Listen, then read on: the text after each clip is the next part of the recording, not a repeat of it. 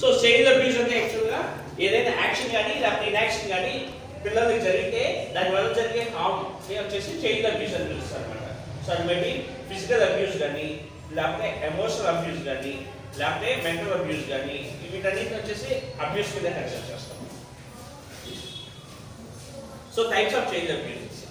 So child abuse వచ్చేసి మెయిన్గా వచ్చేసి 6 కేటగిరీస్ కింద డివైడ్ చేస్తాం. ఫిజికల్ అబ్యూస్ ఏంటంటే సో మామూలుగా ఫిజికల్గా మనం టచ్ చేసి పిల్లల్ని హార్మ్ చేసి దాన్ని వచ్చేసి ఫిజికల్ అబ్యూస్ అనమాట. ఎమోషనల్ అబ్యూస్ ఏంటంటే ఏదైనా చెప్పి బెదిరించడం కానీ లేకపోతే ఏదైనా నిక్నేమ్ ఇలాంటివి పిలిచి ఏడిపిస్తే దాన్ని వచ్చేసి ఎమోషనల్ అబ్యూస్ అని పిలుస్తాం. సెక్షువల్ అబ్యూస్ ఏంటంటే ఫిజికల్గా ఇలా చేస్తే సెక్షువల్ అబ్యూస్ అని పిలుస్తాం. నెగ్లెక్ట్ అంటే ఏంటంటే మెయిన్గా వచ్చేసి పేరెంట్స్ కింద వస్తుంది అనమాట. నెగ్లెక్ట్ అంటే మీనింగ్ ఏంటంటే పిల్లలకి సరిగ్గా ఫుడ్ ప్రొవైడ్ చేయకపోయినా కానీ లేకపోతే వాళ్ళకి సరిగ్గా హెల్త్ కేర్ కానీ లేకపోతే బేసిక్ నీడ్స్ కానీ ప్రొవైడ్ చేయకపోతే దాన్ని నెగ్లెక్ట్ అబ్యూస్ కింద వస్తుంది అనమాట. ఎక్స్‌ప్లాయిటేషన్ అంటే మీనింగ్ ఏంటంటే పిల్లల్ని చైల్డ్ ల్యాబొరేటరీ చేసేదాన్ని వచ్చేసి ఎక్స్‌ప్లాయిటేషన్ అని పిలుస్తారు. నెక్స్ట్ వచ్చేసి మెడికల్ అబ్యూస్ అంటే ఏంటంటే ఇంప్రాపర్ మెడిసిన్స్. సో మెడికేషన్ అనేది సరిగ్గా ఇవ్వకపోతే దాన్ని వచ్చేసి మెడికల్ అబ్యూస్ అని పిలుస్తారు మేడం. మెయిన్గా వచ్చేసి ఈ 6 కేటగిరీస్ ఆఫ్ అబ్యూసెస్ ఉంటాయి. దీంట్లో ఎక్కువ ఇండియాలో జరిగేది వచ్చేసి సెక్షువల్ అబ్యూస్, నెక్స్ట్ వచ్చేసి ఎమోషనల్ అండ్ ఫిజికల్ అబ్యూస్ ఎక్కువ జరుగుతాయి. సో నార్మల్ చైల్డ్ అబ్యూస్ అంటే ఇవన్నీ వస్తాయి మనకి. మామూలుగా వెంటల్గా లేకపోతే ఫిజికల్ ఇంటర్మెసీ కానీ లేకపోతే ఏదైనా పిక్చర్స్ చూపించి అబ్యూస్ చేయడం కానీ ఇవన్నీ వచ్చేసి మనకి చైల్డ్ అబ్యూస్ కింద వస్తాయి. సో నేను చెప్పాను కదా యాక్చువల్గా ఇవి వచ్చేసి ఇంటర్నేషనల్ స్టాటిస్టిక్స్ అనమాట. 1 in 3 girl next direct CSA అని పిలుస్తాం అనమాట. డైరెక్ట్ సిఎస్ఏ అంటే మీనింగ్ ఏంటంటే సో ఫిజికల్గా ఒక కిడ్ని టచ్ చేసి చేసే అబ్యూస్ వచ్చేసి డైరెక్ట్ చైల్డ్ అబ్యూస్ అని పిలుస్తాము. ఇండైరెక్ట్ చైల్డ్ అబ్యూస్ అంటే ఏంటంటే యాక్చువల్గా సో మేబీ పిల్లలు డ్రెస్ మార్చుకునేటప్పుడు చూడడం కానీ లేకపోతే వాళ్ళకి తెలియకుండా వాళ్ళ వీడియోస్ తీయడం కానీ వాళ్ళ ఫొటోస్ తీయడం కానీ వీటన్నిటిని వచ్చేసి మనం ఇండైరెక్ట్ చైల్డ్ అబ్యూస్ అని పిలుస్తాం. సో కామన్ మైట్స్ అండ్ టబూస్ అంటే అసలు చైల్డ్ సెక్షువల్ అబ్యూస్ లో వచ్చేసి మామూలుగా మనకి అనుకునే మైట్స్ టబూస్ ఏంటంటే ఓన్లీ స్ట్రేంజర్స్ అబ్యూస్ చిల్డ్రన్ అని పిలుస్తాం అనమాట. కానీ యాక్చువల్గా ఏంటంటే స్ట్రేంజర్స్ మన చిల్డ్రన్ అప్రోచ్ చేయడానికి ఛాన్సెస్ చాలా తక్కువ ఉంటాయి. మ్యాక్సిమం అబ్యూస్ చేసేది వచ్చేసి మన రిలేటివ్స్లోనే ఉంటారు. మేబీ తాత కానీ బాబాయ్ కానీ మామయ్య కానీ లేకపోతే పిన్ని కానీ అత్తయ్య కానీ ఇలాంటి కేసెస్లోనే అబ్యూస్ చేస్తారు. ఎందుకంటే వాళ్ళకి ఏంటంటే మనకు దగ్గరగా ఉంచుతాం కదా. సో ఏంటంటే ఆ ఫ్రీడమ్ ఉంటుంది వాళ్ళకి ఆ ఛాన్స్ ఉంటుంది. సో అందుకని ఎక్కువ చేసేది వచ్చేసి మన ఓన్ రిలేటివ్స్ చేస్తాం, స్ట్రేంజర్స్ అని ఎవరు చేయరు అనమాట. నెక్స్ట్ వచ్చేసి only men sexually abuse children అంటే ఓన్లీ మెన్ వచ్చేసి సెక్సువల్గా చిల్డ్రన్ అబ్యూస్ చేస్తాం అని చెప్పి పిలుస్తారు. కానీ ఏంటంటే ఇక్కడ జెంట్స్ లేడీస్ ఇద్దరు వచ్చేసి అబ్యూస్ చేస్తారు అనమాట. నెక్స్ట్ వచ్చేసి happens only poor or problem families అని చెప్పేసి అంటారు.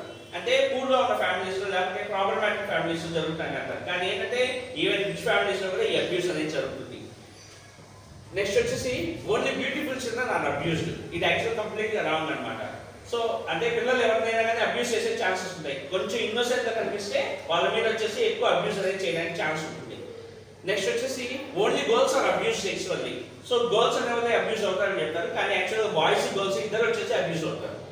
My kids know they are suppose to tell అని చెప్పేసి మనం అనుకుంటాం అనమాట. యాక్చువల్ పేరెంట్స్ అంటే మా పిల్లలు ఏమైనా జరిగితే చెప్పేస్తూ ఉంటారు. బట్ మోస్ట్లీ పిల్లలు వచ్చేసి వాళ్ళకి అబ్యూస్ చేస్తారనే తెలియదు. ఎందుకంటే ఆ ఏజ్ తెలియదు కాబట్టి సో అబ్యూస్ అనేది ఎక్కువ జరుగుతుంది. ఇవన్నీ వచ్చేసి కామన్గా జరిగే myths. So who do this? ఎక్కువ ఈ అబ్యూస్ అనేది ఎవరు చేస్తారంటే యాక్చువల్గా సో ఆల్కహాలిక్ పీపుల్. ఎవరైతే ఓవర్ కన్జంప్షన్ ఆఫ్ ఆల్కహాల్ చేస్తారో వాళ్ళు అబ్యూస్ చేస్తారు. ఎందుకంటే వాళ్ళకి ఆ టైంకి ఆలోచించే కెపాసిటీ తెలియదు కాబట్టి సో వాళ్ళు అబ్యూస్ చేస్తారు. నెక్స్ట్ వచ్చేసి డ్రగ్ అడిక్ట్స్. ఎవరికైతే డ్రగ్స్ ఇవన్నీ అలవాట్లు ఉంటాయో వాళ్ళు చేస్తారు మేడం. నెక్స్ట్ వచ్చేసి పాస్ట్లో వాళ్ళని కానీ అబ్యూస్ చేస్తుంటే అలాంటి వాళ్ళు వచ్చేసి నన్ను చేశారు నేను ఎందుకు చేయలేదు అని చెప్పేసి ఇలా అబ్యూస్కి వస్తారు అనమాట. సో ఈవెన్ ఇలా సినారియోస్ చాలా చూస్తున్నాం మేము స్కూల్స్కి వెళ్ళినప్పుడు. సో వాళ్ళ పేరెంట్స్ అబ్యూస్ చేసిన వాళ్ళు చూసాము, లేకపోతే వాళ్ళ రిలేటివ్స్ అబ్యూస్ చేసిన వాళ్ళు చూస్తున్నాం అనమాట యాక్చువల్గా. సో మెయిన్గా వచ్చేసి ఇంకోటి వచ్చేసి ఎవరైతే కొంచెం మెంటల్లీ రిటార్డ్ అవుతుంటారు కదా. సో అంటే అలాంటి వాళ్ళు కూడా అబ్యూస్ చేసే ఛాన్సెస్ ఉంటాయి. ఫీడోఫైల్స్ అంటే ఎవరు మేడం మామూలుగా? ఓకే, మామూలుగా మనకి స్కూల్ డేస్లో కాలేజెస్లో హైడ్రోఫిలిక్ అని చెప్పి చదువుతాం కదా. పిల్ల అంటే లవ్ అనమాట. ఫీడోఫైల్ అంటే మీనింగ్ ఏంటంటే ఎవరైతే పిల్లల్ని ఇష్టపడతారో అది ఫీడోఫైల్స్ అని పిలుస్తాం. వాళ్ళు ఏంటంటే మనకి సో చాలా రకాల కమ్యూనిటీస్ వచ్చినాయి. ఇప్పుడు ఎల్జీబీటీ అని చెప్పేసి, లెస్బియన్స్, గే, బైసెక్షువల్ అని చెప్పేసి దానికి వచ్చినాయి, ట్రాన్స్జెండర్స్ అని వచ్చినాయి. ఉంటాయి కదా. సో అదే విధంగా మామూలుగా ఏంటంటే మనకి ఒక ఏజ్ వచ్చిన తర్వాత 18 years తర్వాత కానీ లేకపోతే టీనేజ్ వచ్చిన తర్వాత ఏంటంటే అట్రాక్షన్ అనేది ఉంటుంది. అది కూడా ఆపోజిట్ జెండర్స్ ఇలా ఉంటుంది అనమాట. వీళ్ళకి ఏంటంటే యాక్చువల్గా పిల్లల్ని చూస్తే మాత్రం అట్రాక్షన్ ఉంటుంది. అలాంటి వాళ్ళు వచ్చేసి పీడోఫైల్స్ అని తెలుస్తారు. ఆల్మోస్ట్ 80% వచ్చేసి నాన్ పీడోఫైల్స్. మన చుట్టుపక్కల ఉండే వాళ్ళు 80% వచ్చేసి నాన్ పీడోఫైల్స్, 20% మాత్రం పీడోఫైల్స్. ఈ పీడోఫైల్స్ అనేది ఒక మానసిక డిజార్డర్ అనమాట, యాక్చువల్గా మెంటల్ డిజార్డర్. సో యాక్చువల్గా అది వాళ్ళు వాంటెడ్గా చేయరు, బట్ ఏంటంటే వాళ్ళు ఇబ్బంది పడతారు అనమాట. ఆ 20%లో ఏంటంటే ఆల్మోస్ట్ 10% వచ్చేసి వాళ్ళు అర్థం చేస్తున్నారు, నా వల్ల ఈ పిల్లలు ఇబ్బంది పడతారని చెప్పేసి వాళ్ళే ముందుగా చెప్పడము, లేకపోతే దూరంగా హాస్పిటల్కి వెళ్ళి చెక్ చేయించుకొని చేస్తారు. రిమైన్ 10% చాలా డేంజరస్. ఆ పీడోఫైల్స్ అనేవాళ్ళు మెయిన్గా వచ్చేసి మన ఫ్యామిలీస్ మన చుట్టుపక్కలే ఉంటారు. వాళ్ళని ఐడెంటిఫై చేయడమే మన రెస్పాన్సిబిలిటీ. సో నార్మల్ ఈ పీడోఫైల్స్ అనేవాళ్ళు ఇద్దరు అనమాట. ఫిజికల్ పీడోఫైల్స్, నెక్స్ట్ వచ్చేసి వర్చువల్ పీడోఫైల్స్ అని చెప్పేసి. ఈ వర్చువల్ పీడోఫైల్స్ తో మనకి అసలు ఇబ్బంది ఉండదు, ఎందుకంటే వాళ్ళ పిల్లలు అసలు టచ్ చేయరు. సో వాళ్ళు ఏం చేస్తారంటే ఈ ఫోటోగ్రఫీ అంటారు కదా, ఇలా మూవీస్ చూడడం, వీడియోస్ చూడడం, లేకపోతే ఇమేజెస్ చూడడం చేస్తారు. యాక్చువల్ దాని నుంచి వీళ్ళ నుంచి అయితే ఎఫెక్ట్ ఉండదు. నెక్స్ట్ వచ్చేసి ఫిజికల్ పీడోఫైల్స్. వీళ్ళు ఏంటంటే యాక్చువల్గా వీళ్ళు చాలా డేంజరస్ అనమాట యాక్చువల్గా. సో వీళ్ళు ఫస్ట్ ఆ పిల్లల్ని ఎలా అప్రోచ్ అవుతారు వీళ్ళంటే గ్రూమింగ్. సో నార్మల్గా ఏం చేస్తారంటే యాక్చువల్గా చుట్టుపక్కల ఉన్న పిల్లల్ని అబ్జర్వ్ చేస్తారు వీళ్ళు. సో ఎవరైతే పిల్లలు కొంచెం ఇన్నోసెంట్గా ఉన్నారు, లేకపోతే ఎవరైతే పిల్లలు ఫ్యామిలీస్ నుంచి ఉన్నారు, ఎగ్జాంపుల్ వచ్చేసి మన ఇంట్లో పిల్లలు చిన్న పాప మా ఇంట్లోని. సో ఎగ్జాంపుల్ నేను ఏం చేస్తానంటే మా పాప తాయి అడిగింది. సో నేను ఏం చేస్తానంటే అరుస్తాను, అరిచి ఇంటికి తీసుకెళ్ళిపోతాను. సో తనకి ఏమవుతుందంటే నా మీద నెగిటివ్ ఒపీనియన్ వస్తుంది. అలాంటిది వాళ్ళు ఐడెంటిఫై చేస్తారు. ఐడెంటిఫై చేసి ఏం చేస్తారంటే నాకు తెలియకుండానే మా పాపకు పంపిస్తారు ఫస్ట్. అలాగే గ్రూమ్ చేస్తారు అనమాట. గ్రూమ్ చేసి ఓకే నాకంటే వాళ్ళు మంచిగా ఉన్నారని చెప్పేసి ఫస్ట్ తెచ్చుకుంటారు. దాన్ని గ్రూమింగ్ అని పిలుస్తాం అనమాట. సో పర్పస్ ఆఫ్ గ్రూమింగ్ ఎందుకు చేస్తారంటే యాక్చువల్గా సో మామూలుగా పిల్లల్ని ఎలా అప్రోచ్ అవుతారంటే ఫస్ట్ ఐడెంటిఫై ద విక్టిమ్. వాళ్ళు విక్టిమ్ని ఐడెంటిఫై చేసుకుంటారు. ఎవరైతే ఇన్నోసెంట్గా ఉన్నారో, ఎవరైతే నీట్గా ఉన్నారో వాళ్ళని ఐడెంటిఫై చేసుకుంటారు. నెక్స్ట్ వచ్చేసి వాళ్ళు విక్టిమ్కి యాక్సెస్ తెచ్చుకుంటారు అనమాట. ఫస్ట్ ఏం చేస్తారంటే యాక్చువల్ కింద తాయి ఇస్తారు. తాయి ఇచ్చి నువ్వు ఇంట్లో చెప్పాక అని చెప్తారు అనమాట. సో ఎగ్జాంపుల్ వచ్చేసి ఇంట్లో చెప్పేశారు అనుకోండి, వాళ్ళు చూడకపోవడం, ఓకే ఏం జరిగినా చెప్తారని చెప్పేసి చెప్తారనమాట. ఓకే ఇంట్లో చెప్పకపోతే ఓకే వీళ్ళని మనం ట్రస్ట్ చేయొచ్చు అని చెప్పేసి ఏం చేస్తారంటే ట్రస్ట్ అనేది గెయిన్ చేసుకుంటారు. తర్వాత ఏం చేస్తారంటే సీక్రెసీ మెయింటైన్ చేస్తారు. అంటే ఎగ్జాంపుల్ వచ్చేసి జస్ట్ ఎక్కడైతే టచ్ చేయడం, సో నేను ఇలా టచ్ చేస్తాను ఇంట్లో చెప్పొద్దు అని చెప్పేసి ఇలా చేస్తారు అనమాట. సో చేసిన తర్వాత ఏం చేస్తారంటే యాక్చువల్గా బౌండరీస్ని బ్రేక్ చేస్తారు అనమాట. సో బ్రేక్ చేసి ఏం చేస్తారంటే వాళ్ళ చుట్టూ కంట్రోల్ తెచ్చుకుంటారు. ఆ కంట్రోల్ తెచ్చినప్పుడు అయితే ఆ పిల్లలు మనం అసలు కంట్రోల్ చేయాలన్నమాట. సో మెయిన్ ఏంటంటే ఇలాగే పీడోఫైల్స్ అనే వాళ్ళు కానీ లేకపోతే చైల్డ్ అబ్యూస్ చేసేవాళ్ళు వచ్చేసి ఇలాగే అప్రోచ్ అవుతారు. సో మన పిల్లల్ని మనం ఎలా ప్రొటెక్ట్ చేయొచ్చు అంటే ప్యాంట్ రూల్ అనేది మనం ఫాలో అవ్వాలి. ప్యాంట్ అనే మీనింగ్ ఏంటంటే ఫస్ట్ పి అంటే ప్రైవేట్ పార్ట్స్. పిల్లలకి క్లియర్గా చెప్పాలన్నమాట వాళ్ళ బాడీలో ప్రైవేట్ పార్ట్స్ ఏంటి, జస్ట్ నార్మల్ పార్ట్స్ ఏంటి అని చెప్పేసి. నెక్స్ట్ వచ్చేసి అవాయిడ్ డార్క్నెస్, క్లియర్గా చెప్పాలి. ఎప్పుడైనా ఎక్కడైనా చీకటి ప్రదేశాలు ఉన్నా లేకపోతే వంట ప్రదేశాల్లో ఉన్నా కానీ పక్కకి వెళ్ళకూడదు, ఎప్పుడు వచ్చేసి పిల్లలతోనే ఉండాలని చెప్పేసి క్లియర్గా మనం ఇంటిమేట్ చేయాలి. Even if someone is going to take them away అంటే ఎవరైనా పర్సనల్గా పిలిచినా కానీ పోవద్దని చెప్పేసి చెప్పాలి. ఒకవేళ పోవాలన్నా కానీ అమ్మకి నాన్నకి చెప్పేసి వెళ్ళాలని చెప్పేసి క్లియర్గా చెప్పాలన్నమాట. Next accept no gifts. Except మన పేరెంట్స్ తప్ప, అమ్మ నాన్న తప్ప మిగిలిన వాళ్ళు ఎవరు ఇచ్చినా కానీ, ఈవెన్ అది మామయ్య కానీ తాతయ్య కానీ యాక్చువల్గా మేబీ ఇంతకుముందు జనరేషన్ వేరుగా ఉండేది యాక్చువల్గా. సో వాళ్ళు జనరల్గా షాప్కి తీసుకుపోయి చాక్లెట్స్ ఇలా కొని జరిగేది. కానీ ఇప్పుడు ఏమవుతుందంటే యాక్చువల్గా ఇది ఒక అడ్వాంటేజ్ అయిపోతుంది. సో ఏంటంటే ఎవరైనా ఏదైనా ఇస్తే ఫస్ట్ వచ్చేసి అమ్మకి నాన్నకి చెప్పాలి, చెప్పి వాళ్ళు ఓకే అంటే తీసుకోవాలన్నమాట. యాక్చువల్గా అది మనం క్లియర్గా చెప్పాలి. నెక్స్ట్ వచ్చేసి నో సీక్రెట్స్. ఇన్ కేస్ పక్కన వాళ్ళు ఏదైనా చెప్తే ఇమీడియట్గా వచ్చేసి మనం చెప్పే ఫ్రీడమ్ మనకి ఇవ్వాలన్నమాట. ఇప్పుడు ఏముంటుంది యాక్చువల్గా పిల్లల్ని మేబీ ఒక మూడు ఏదైనా మిస్యూజ్ ఏదైనా అన్నారనుకోండి యాక్చువల్గా మన దగ్గర చెప్తే ఏం చేస్తాం, మనం కొట్టేస్తాం. సో కొట్టినప్పుడు ఏం చేస్తాం నెక్స్ట్ మనం చెప్పాలన్నమాట. సో అందుకని ఏం చేస్తాం యాక్చువల్గా వాళ్ళు క్లియర్గా చెప్పాలి, మమ్మల్ని నమ్ము, సో ఏదంటే నాకు డైరెక్ట్గా చెప్పని చెప్పాలన్నమాట. ఒకవేళ వాళ్ళు చెప్తే దాన్ని ఇంకొక వేలో ట్యాకిల్ చేసుకోవాలి. So no secrets. నెక్స్ట్ వచ్చేసి ట్రస్టర్స్. సో ఫస్ట్ వచ్చేసి మనం నమ్మేలా చేసుకోవాలన్నమాట. ఎప్పుడైతే మన మీద నమ్మకం ఉండదో ఖచ్చితంగా ఏంటంటే వాళ్ళు అబ్యూస్ చేయడానికి ఛాన్స్ ఉంది.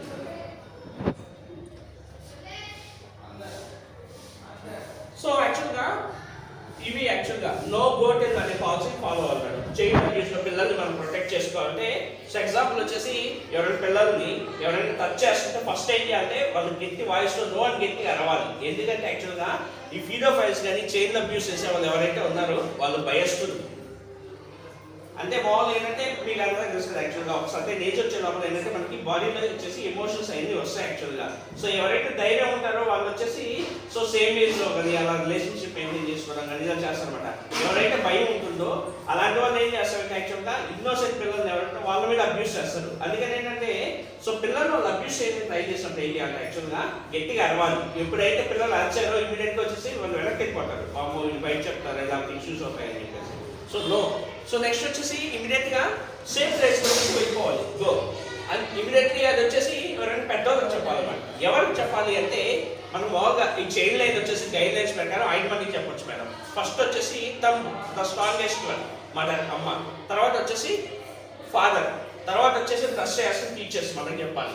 నెక్స్ట్ వచ్చేసి నైబర్స్ ఎవరైనా దగ్గరగా ఉంటే వాళ్ళకి, లేకపోతే వాచ్మెన్, లేకపోతే పోలీస్ అఫీషియల్స్ ఎవరైనా దగ్గర ఉంటే వాళ్ళకి చెప్పాలి మేడం యాక్చువల్గా. How can we identify our children are being affected? So మన పిల్లల్ని ఎలా అబ్యూస్ అయ్యారని చెప్పేసి ఎలా ఐడెంటిఫై చేయొచ్చు?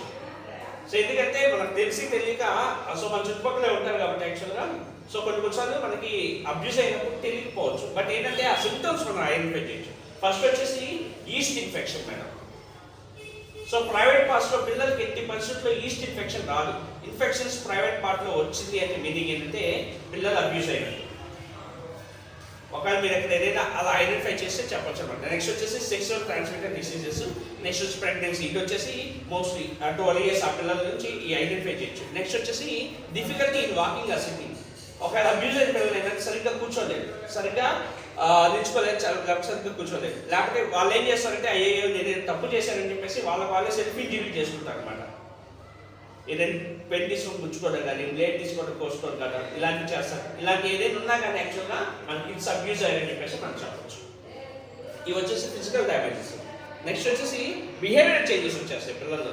నార్మల్గా ఏం చేస్తారంటే యాక్చువల్గా అబ్రప్ట్ చేంజ్ ఇన్ బిహేవియర్ అంటే మామూలుగా కూల్గా ఉండే పిల్లలు వచ్చేసి సడన్గా టెన్షన్ కావడము, కంగారు కావడము, లేకపోతే నిద్రలో సరిగ్గా లేయడము, ఇలాంటి చేంజెస్ అనేవి వస్తాయి. నెక్స్ట్ వచ్చేసి చెప్పండి యాక్చువల్గా టెండెన్సీ టు సెల్ఫ్ హార్మ్, వాళ్ళే హార్మ్ చేసుకోవడానికి చూస్తారు. నెక్స్ట్ వచ్చేసి ఇంప్రాపర్ స్లీప్, అలాగే సరిగ్గా నిద్రపోలేదు. నెక్స్ట్ వచ్చేసి మామూలుగా పిల్లలకి వచ్చేసి ఒక సర్టెన్ స్టేజ్ వరకు బెడ్ వెయిటింగ్, నైట్ వెయిటింగ్ ఉంటుంది అనమాట. కానీ అవి మానేస్తారు మ్యాక్సిమం. మళ్ళీ ఎవరైనా పిల్లలు ఒకవేళ సో మళ్ళీ బెడ్ వెయిటింగ్ స్టార్ట్ చేసినా కానీ, లేకపోతే గోల్డ్ కొనుక్కున్నా కానీ యాక్చువల్గా అబ్యూస్ అయ్యారని చెప్పేసి ఒక ఛాన్స్ ఉంటుంది అనమాట, ఒక సిమ్టమ్ ఉంటుంది. నెక్స్ట్ వచ్చేసి refusal to undress for physical examination. ఎవరైనా వచ్చేసి అంటే మనం తెలిస్తే మామూలు మన పిల్లలకి ఏం చేస్తామంటే మనం స్నానం చేసేటప్పుడు మనం డస్ట్ స్నానం చేపిస్తాం కదా. సో ఒకవేళ ఎవరైనా అబ్యూస్ అయితే వాళ్ళు యాక్సెప్ట్ చేయరు. మనం డస్ట్ ఇద్దామన్నా లేదు నేను పక్కకి తీస్తాను, నేను పక్కన మార్చుకుంటాను అని చెప్పి చెప్తారు. నెక్స్ట్ వచ్చేసి fear of specific places men or women. So కొన్ని ఏరియాస్ చూసి వాళ్ళు వణికిపోతారు, లేకపోతే కొంతమందిని చూసినా కానీ వాళ్ళు ఏడవడం కానీ యాక్చువల్గా ఇలాగా ఫియర్ వచ్చేస్తారు అనమాట. నెక్స్ట్ వచ్చేసి wearing many layers of clothing. So మామూలుగా ఏం చేస్తారంటే ఒక పేరు వేసుకుంటారు కదా, అలాంటి వాళ్ళు ఏం చేస్తారంటే ఒక 2-3 pairs ఆఫ్ డ్రెస్సెస్ వేసుకోవడానికి ట్రై చేస్తారు. ఎందుకంటే ఒకవేళ అబ్యూస్ చేసినా కానీ టైం పడుతుంది, ఆ టైంలో ఎవరైనా వచ్చి నన్ను ప్రొటెక్ట్ చేస్తారని చెప్పేసి ఇలాగా మల్టిపుల్ క్లాతింగ్స్ అనేవి వేసుకుంటారు అనమాట. ఒకవేళ ఇలాంటి సినారియోస్లో మీరు ఎవరైనా ఐడెంటిఫై చేస్తే వాళ్ళు ఖచ్చితంగా వచ్చేసి అబ్యూస్ చేయాలని చెప్పేసి సో మనం డిసైడ్ అవ్వచ్చు. ఇంకోటి వచ్చేసి యాక్చువల్ ఏంటంటే సో నార్మల్గా వచ్చేసి పిల్లలు బాగా రాస్తుంటారు, సడన్గా వచ్చేసి వాళ్ళ హ్యాండ్ రైటింగ్ చేంజ్ అయిపోతుంది అనమాట. లేదు ఏం చేస్తారంటే యాక్చువల్గా సెంటెన్స్ రాసేటప్పుడు వచ్చేసి లాస్ట్ వర్డ్ వచ్చేసి మర్చిపోతారు. ఎగ్జాంపుల్ వచ్చేసి నా పేరు మై నేమ్ ఇస్ రమేష్ అని అనుకోండి, RAMESH కదా, RAME అని పెట్టేసి SH అనేది మర్చిపోతారు అనమాట. యాక్చువల్గా వదిలేస్తారు యాక్చువల్గా. సో అలాగా హ్యాండ్ రైటింగ్లో డిఫరెన్స్ కానీ, లేకపోతే వాళ్ళు రాసే సెంటెన్స్ ఫ్రేజెస్లో డిఫరెన్స్ ఏమైనా ఉంటే వాళ్ళు అబ్యూజ్ అయ్యారని చెప్పేసి మనం ఐడెంటిఫై చేయొచ్చు. What should we do? మనం ఎక్స్చేంజ్ చేయొచ్చు. ఒక పిల్లలు మనం అబ్యూజ్ అయ్యారని చెప్పేసి ఐడెంటిఫై చేసుకుంటే ఏం చేయొచ్చు. సో మనం ఏం చేయాలి యాక్చువల్గా సో వాళ్ళు ఎంత చేయకుండా వాళ్ళని జస్ట్ బేసిక్గా పక్కన తీసుకుపోవాలి, మన సేఫ్ ప్లేస్కి కూల్గా ఇంట్లో నుంచి బయటకి తీసుకుపోయి పీస్ఫుల్ ప్లేస్ పార్క్ కానీ ఇలాంటి దగ్గర తీసుకుపోయి కూర్చోబెట్టి యాక్చువల్గా కొన్ని బేసిక్ క్వశ్చన్స్ అడగాలి. అసలు ఏమైంది, సో ఎప్పుడు జరిగింది, సో ఎలా జరిగింది, ఎవరు చేశారు అని చెప్పేసి కొన్ని క్వశ్చన్స్ అడగాలన్నమాట. సో దీన్ని ఏం చేస్తాం, దీన్ని ఏమని పిలుస్తాం, మనం డిస్క్లోజర్ అని పిలుస్తాం. ఇలాగా మేబీ ఫస్ట్ టైం అడిగినప్పుడు ఖచ్చితంగా చెప్పరు, మేబీ భయం వల్ల కానీ ఇంకో రీజన్స్ వల్ల. బట్ ఏంటంటే వాళ్ళకి ఫస్ట్ మనం కలిగించి సో చేత మనం నిజం చెప్పించవచ్చు అనమాట. యాక్చువల్గా సో ఫస్ట్ వచ్చేసి ఏం చేయాలంటే ఇలాగా ఒక ఏదైనా సినారియోస్ మనం ఫేస్ చేస్తుంటే స్కూల్లో కానీ ఇలాంటి ఫస్ట్ మనం ఏం చేయాలంటే యాక్చువల్గా వాళ్ళు చెప్పేది మనం వినాలి యాక్చువల్గా. నెక్స్ట్ వచ్చేసి మన పిల్లలకి రీఅష్యూరెన్స్ ఇవ్వాలి, నేను విన్నాను మీకు భయం ఏం లేదు ఇంకొకసారి రానివ్వరు అని చెప్పేసి చెప్పాలన్నమాట. నెక్స్ట్ వచ్చేసి వాళ్ళు చెప్పేది వినాలి, మనం ఊహించుకుంటే. నెక్స్ట్ వచ్చేసి ప్రామిసెస్ ఏం చేయకూడదు, లేదు నేను ఎవరికి చెప్పను నీకు ప్రామిస్ అని చెప్పేసి చెప్పకూడదు అనమాట. ఎందుకంటే ఎగ్జాంపుల్ వచ్చేసి ఆ కిడ్ వచ్చేసి మనకి ఏదైనా ఇన్ఫర్మేషన్ చెప్పాను అనుకోండి, సో మనం ఏం చెప్తాం అంటే ఎవరికి చెప్పమని చెప్తాం. బట్ అది ఎవరికైనా ఇన్ఫార్మ్ చేస్తే వాళ్ళకి ఏంటంటే ట్రస్ట్ పోతుంది, నెక్స్ట్ టైం వచ్చేసి ఇంకెవరికి చెప్పరు ఆ విషయాలు. అందుకని ఏంటంటే we should not do any promises. Next వచ్చేసి వాళ్ళు చెప్పిన ఇన్ఫర్మేషన్ వచ్చేసి క్లియర్గా మనం డాక్యుమెంట్ చేసుకోవాలి, మేబీ రికార్డింగ్ చేసుకోవడం కానీ లేకపోతే పేపర్ మీద రాసుకోవడం కానీ చేసుకోవాలి. ఎందుకంటే ఇట్స్ ఎప్రూవ్. సో ఇవి యాక్చువల్గా మేము కండక్ట్ చేసిన డిస్క్లోజర్ డయాగ్రామ్స్లో మాకు ఐడెంటిఫై అయిన అబ్యూసెస్ అనమాట. సో ఇది చూస్తే మీకు ఏం అర్థం అవుతుంది?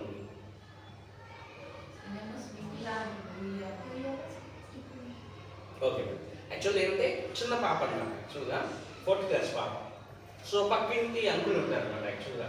సో ఆయన అబ్యూస్ చేస్తారనమాట. వాళ్ళు చెప్పడానికి వీళ్ళు లేక ఏం చేస్తారంటే యాక్చువల్గా డయాగ్రామ్ గీసారనమాట. మేము పక్కన పిలిచి ఏమైందమ్మా అంటే చెప్పారనమాట, పక్కింటి అంకుల్ ఉంటారు, సో నేను ఇలా ఇబ్బంది పెట్టారు యాక్చువల్గా, నాకు చాలా పెయిన్ వస్తుంది, భయం వేస్తుంది, అందుకే పక్కింటిని చూస్తే భయం వేస్తుంది, పక్కింటికి అసలు పోను అని చెప్పేసి చెప్పారు.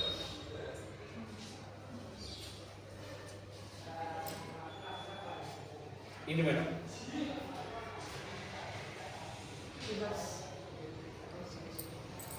సో ఇది సింపుల్ ఇస్తుంది పక్కింటి జస్ట్ వాళ్ళ అంటే పిల్లలు కదా, సో వాళ్ళు ఇమాజినేషన్ వచ్చేసి అలా రాశారనమాట. సేమ్ పక్కింట్లో ఒక ఆంటీ ఉంటే ఆమె ఇబ్బంది పెట్టారంట చిన్న బాబుని.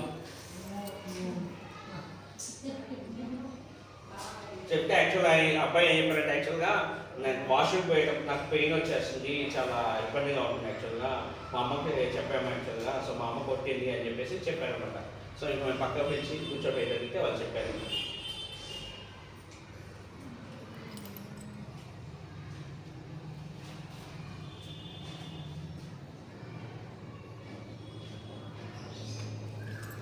maybe uncle or abuse.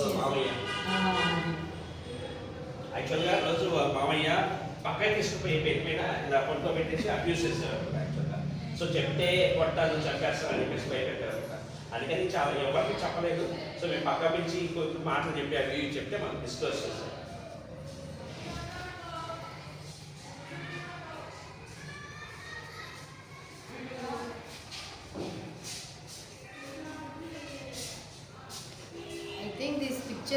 drawn on a girl, I think. Girl కదా. Girl రాశారు యాక్చువల్గా. సో అది వచ్చేసి నార్మల్గా మా ప్రైవేట్ పార్ట్ నాకు మెయిన్. సో ఏం చేశారంటే యాక్చువల్గా ఒక అతను సో ప్రైవేట్ పార్ట్ని అది చేయమని చెప్పేసి యాక్చువల్గా అలాగా చెప్పాడు అనమాట. అమ్మాయి ఇంకా చెప్పలేక అలా డ్రాయింగ్ తీసి చెప్పింది.